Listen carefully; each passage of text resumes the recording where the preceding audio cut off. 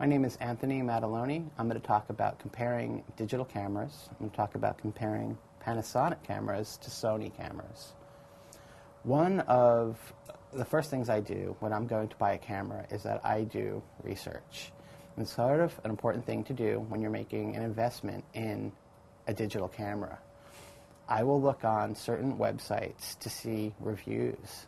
A good website I like to use is photo.net, just an example of a website I'll go to, and I will read about these cameras and see what are the main differences as compared to what I want to use this camera for. That's a really important thing to remember. Secondly, I'm going to look at, I tend to side with Sony cameras here. I like their technology. They're incredibly, they have a nice chip. They're really marketing a high-end chip right now. Whereas Panasonic, they're nice cameras too. I've heard good things about them. But I tend to lean towards Sony. Now, that's just me.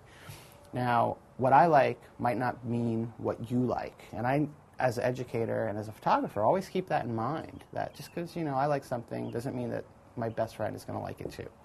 So I'm going to try to look at both those cameras, and then I'm going to look at images made with both those cameras. And that's sort of what I'm going to compare. And I'm going to be really patient. Anytime you're buying something, patience is your friend.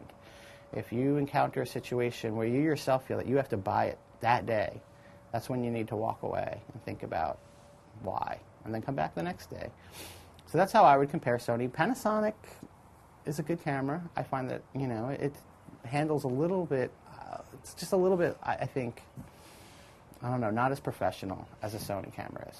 And that's how I would compare Sony versus Panasonic digital cameras.